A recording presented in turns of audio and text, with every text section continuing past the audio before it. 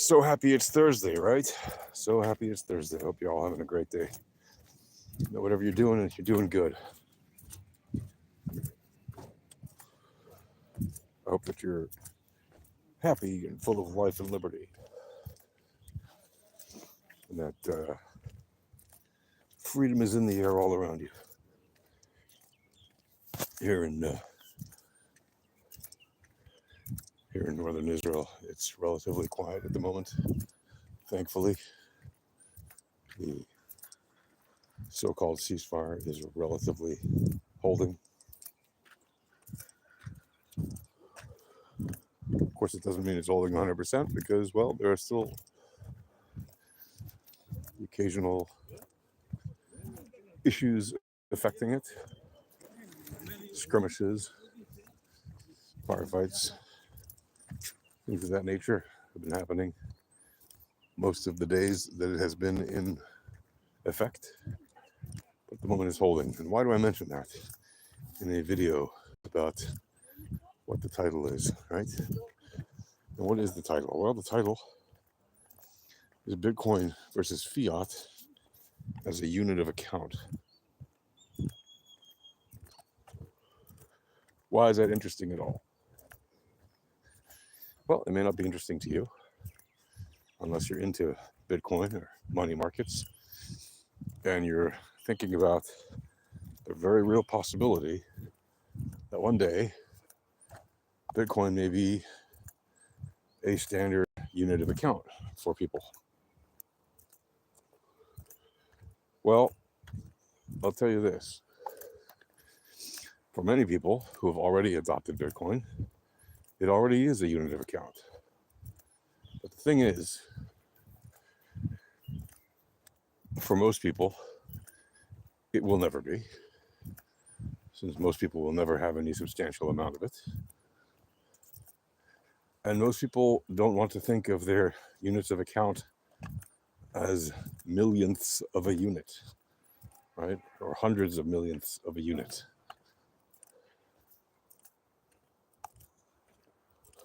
So, for example, if Bitcoin were to ever achieve $100 million as a price, right?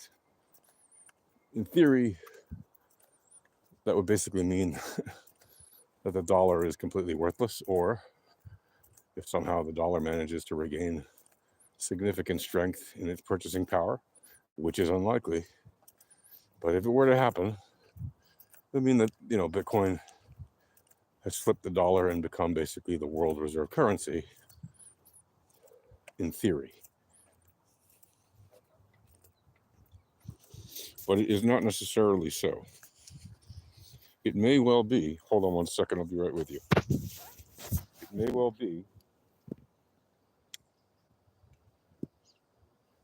that even if the dollar were to be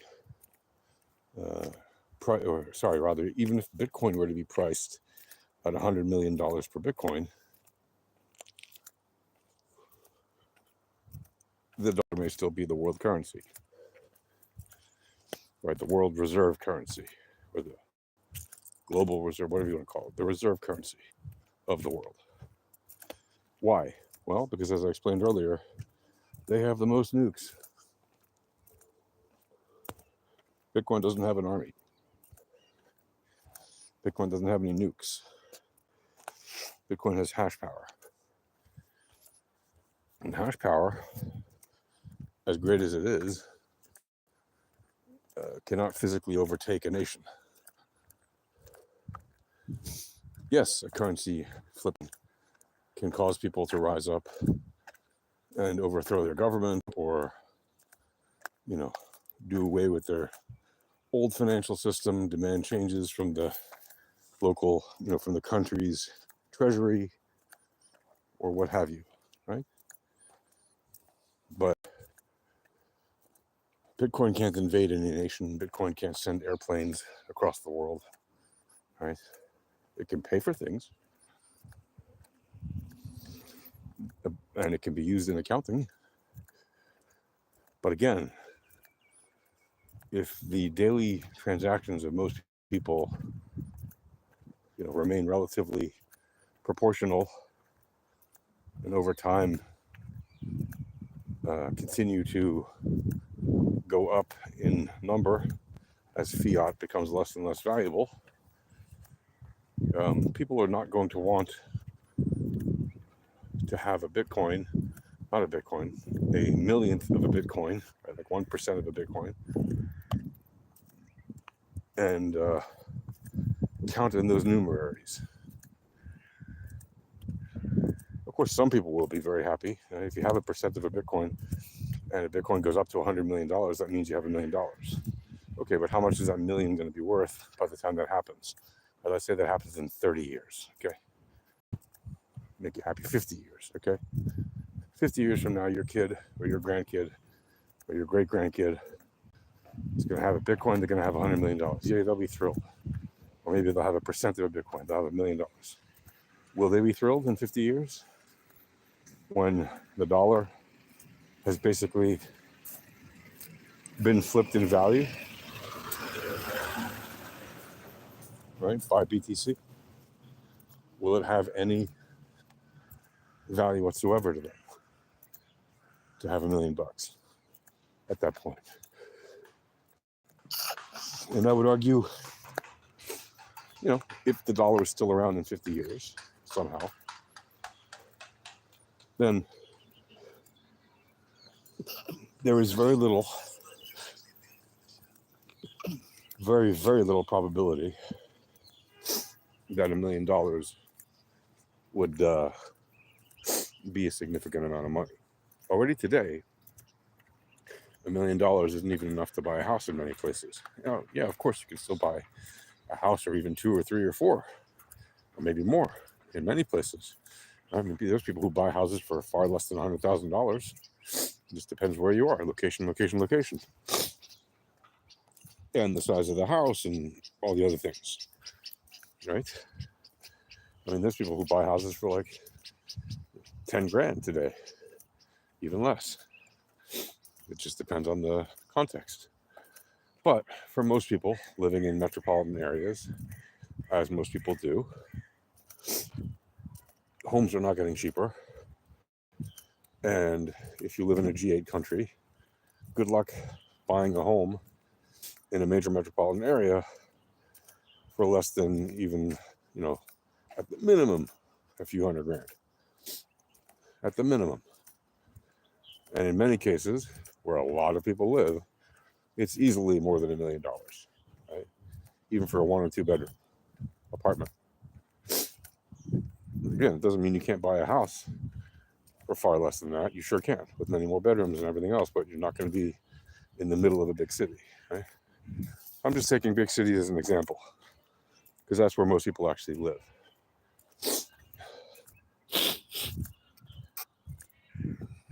So, if the depreciation of the fiat continues as it is, losing about 1% a year, every year, in another 50 years, it'll lose another 50%. Well, and if not more, plus it's compounded over time. And when you think about the fact that the dollar has already lost 99.99% of its purchasing power against Bitcoin, right now, especially now that we have over $100,000 Bitcoin, it's definitely lost that, right? Bitcoin used to be free. When I entered the market, it was less than 1 cent. It was, right at 0 cents. And it's now $100,000. So it's gone up 14, 15 billion%, whatever the number is, from the very low to the high today. And what does that mean? Well, that means in another 50 years, if Bitcoin compared to the dollar again, increases its purchasing power against the dollar, that means the dollar will be worth at least, at the minimum, far more than 99.99%. In the first 15 years, it dropped 99.99%. Even less, because it happened already by the end of 2021, beginning of 2022, whenever that high was. I think it was in November 2021, right? So in another 50 years, the dollar could be completely obliterated in its purchasing power compared to Bitcoin. I mean, it already is, but it could be basically totally obliterated to the point where you'll need, literally like $100 million to buy a Bitcoin. But, it won't be, that 100 million will not be anywhere near today's purchasing power of $100 million, right? Let alone 15 years ago when Bitcoin first came out, right? 15 years ago, if you would have put 100 million into any stocks or even Bitcoin, you couldn't even buy $100 million worth of Bitcoin. But let's say you bought, $100 million worth of stock 15 years ago. Yes, that stock is worth significantly more now because of drift and everything else, or the markets have gone up significantly since 2008, 2009. And that's just part of the reason is because the dollar keeps dropping in value. So of course you need more dollars to buy the same stock this year or next year, right? Or the year after. It keeps going up. Not because necessarily the stock is worth more, but because the dollar is worth less, right? Yeah, sure. Let's say a stock goes up, a very traditional boring stock goes up about 2% in a year, okay? Inflation is as much or higher than that, right? So that means that if you need to pay an additional 2% next year to buy that same stock, it's only because that stock has really gone up, yes, because of the volatility, entropy, probability, and statistics, but it's gone up that amount because it's a very boring stock, remember? And it's gone up even less than the rate of inflation, which means you're actually getting the stock at a better price if it only goes up 2% in a year. You're getting it at a better price than this year because at the rate of inflation, it should be worth more. Let's say $100 stock, instead of going up to $102, should be worth $103.50, right?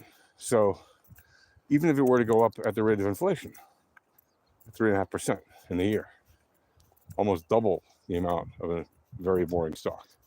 So just a boring stock. That means that the unit of account, which is the fiat currency, is losing value against the value of the stock because the stock is going up in its price, but it requires more dollars to buy it because there are more dollars on the market being printed by the Fed.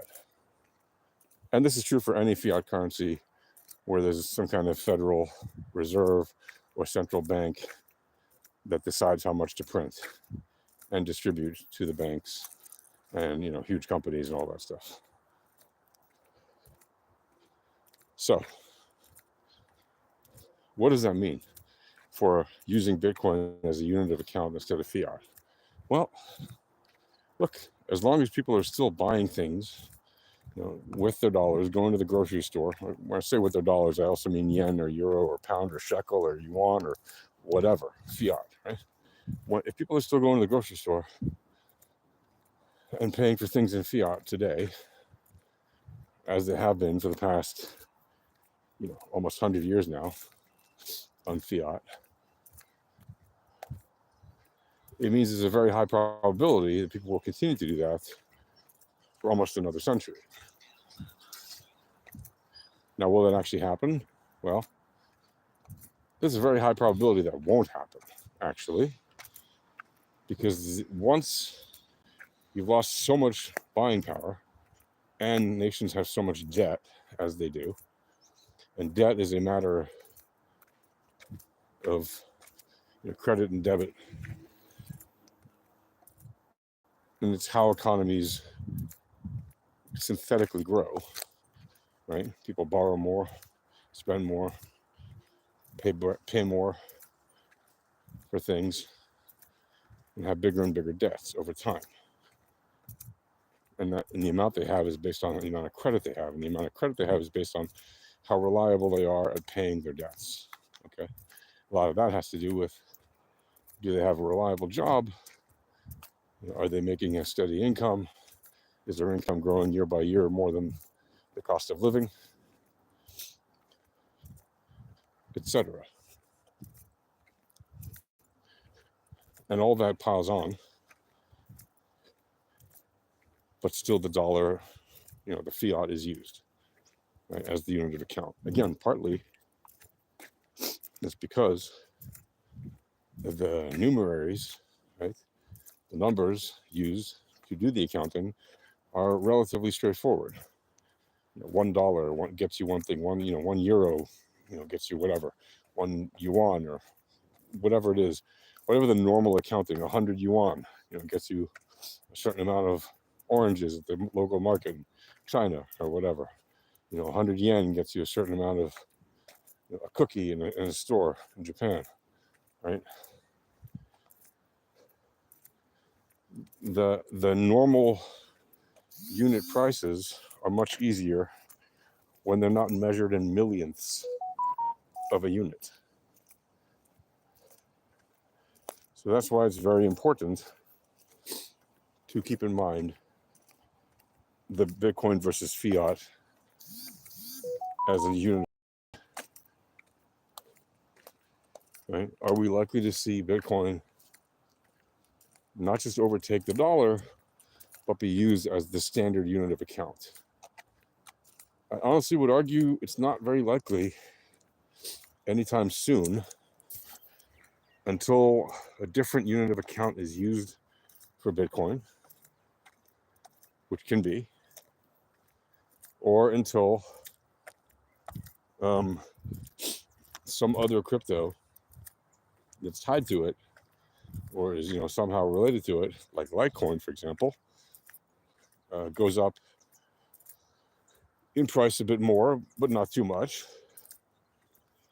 and that can be used as a unit of account, right? Because it's still very possible to have multiple Litecoins, but that, again, just like Bitcoin, these things are never going to be owned by the majority of people, right? In any case, whether it's Bitcoin or Litecoin, there's just too few of them. They're never going to own a whole one, right? Yes, they're wonderful because they're scarce, but they're so scarce that if not everybody can have even one, they're kind of too scarce. And yes, I know you can own 100 millionths of, you can own one Lite, which is 1/100 millionth of a Litecoin, or you can own one Sat or Satoshi, which is 1/100 millionth of a Bitcoin. I get it.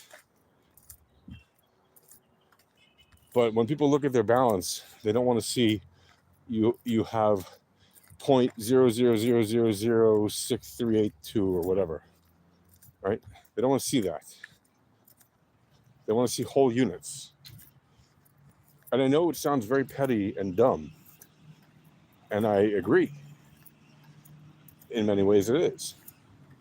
But it's also human nature to do things that are simple and easy to understand. And most people really suck at math, okay? If you tell them they have 0.00 whatever of a unit, they won't even understand that 2 zeros means they have 1,000ths, 3 zeros, 10,000ths, etc.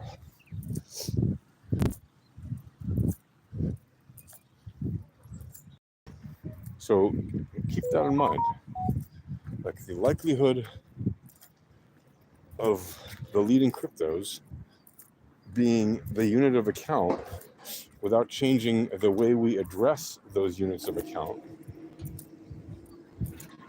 is very unlikely, just because they're so scarce. It has nothing to do with their perceived value. Bitcoin could go up to $100 million and people would still be paying for things using other currencies for their usual day-to-day transactions. By the way, even if they pay for it using a Bitcoin card, and the currency transfer is done on the spot, or the pricing is done on the spot, they'll still price it in their local currency, even if they pay for it with Bitcoin. Because just psychologically, people are irrational, emotional beings, so psychology affects people. Psychologically, it's a lot easier to pay $10 for groceries than to pay 0.000001 Bitcoin, right? You have to think about that. It's a very real thing. But what does that mean? Does it mean that that's going to negatively impact the value of Bitcoin? No, not necessarily. Right? Bitcoin can still go up to some insane number like 100 million over the next 50 years, or whatever, just 10 million, doesn't matter. It's an irrelevant point, right? It's a long, long way from there.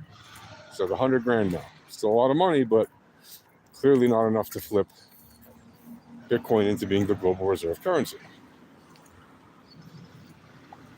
Right? And think about it, there's like 2.1, I think, quadrillion Satoshis, something like that, max cap supply, of which, like 20% are inaccessible, because people sent them to whatever, they lost them, or Satoshi disappeared with a million of them, or whatever, right? There's like anywhere from 3 to 5 million are considered inaccessible.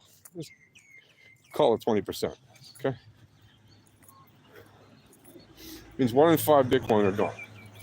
So there's only 4 and 5 Bitcoin left in the max supply cap that there can ever be, roughly. So most people really are just never going to have any amount that's substantial enough to make a difference in their life.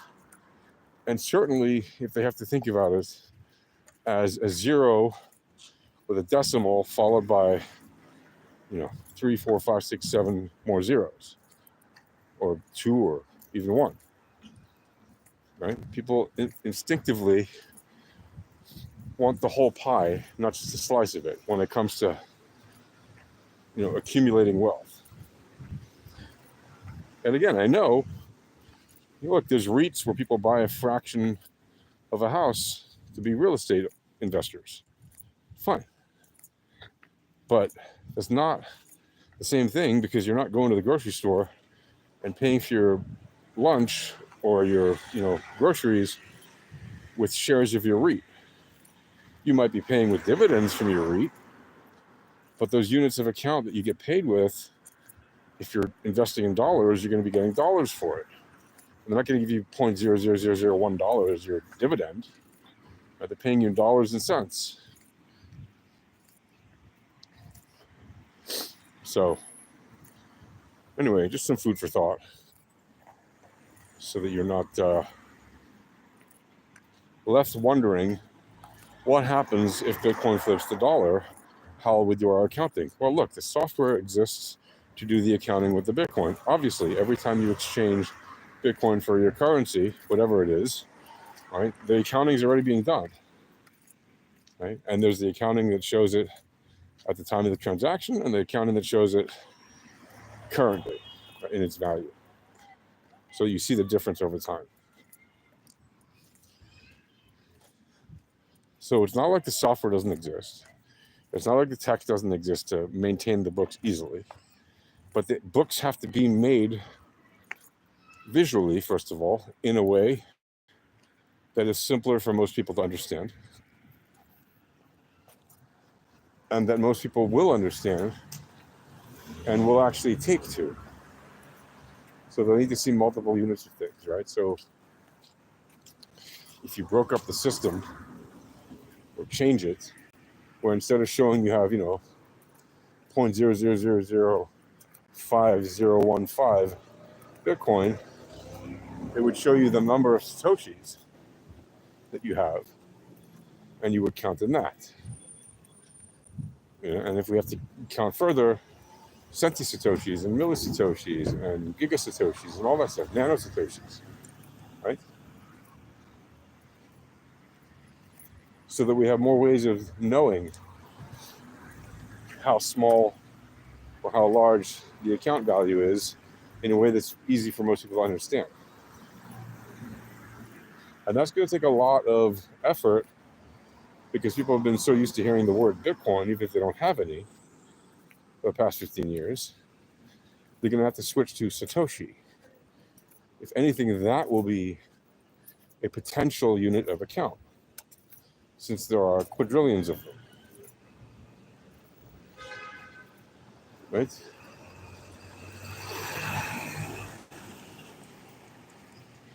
But again, there are more than $1 or $2 quadrillion worth of assets in the world. People say, oh, what's the total amount of money? It's always point to some number in the trillions. It's not. It's actually, if you include the asset value of things, I did the number some years ago, I forget what it was, but it was like $4 or $5 quadrillion at the time. Now it's gone up for sure because of the depreciation of the dollar and other fiats since then. So, yeah, keep that in mind. You know, we're going to be changing the way we call Bitcoin colloquially. People are going to be speaking in Satoshis. They're not going to be speaking in Bitcoins. They're not going to say, hey, I sent you, 21,000 millionths of one Bitcoin. People suck at math too much to do that, fractions.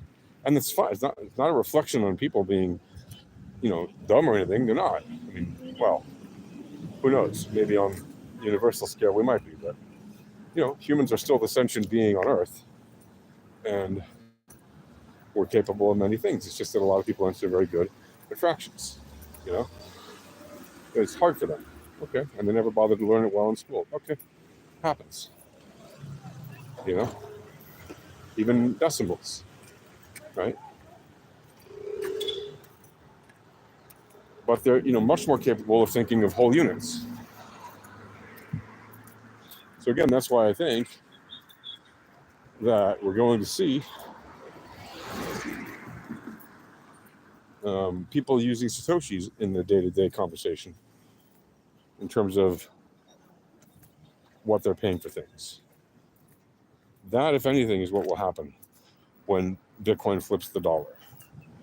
Right? It's going to be Bitcoin flips the dollar, yes, but the accounting number, the accounting language, the accounting word that people will use will actually be Satoshis. And if you look at my videos, you can go back years and years. I think at least as far back as 2018 or 2019, there's videos of me saying, and there's more from before, but there's videos even on YouTube, on my YouTube channel, saying, start speaking in Satoshis. Because that's what people are going to be doing, right? Speaking in Bitcoin is silly. Most people will never own a whole Bitcoin. Right? So, anyway, that's it for now. Happy Bitcoining. Talk to you guys later.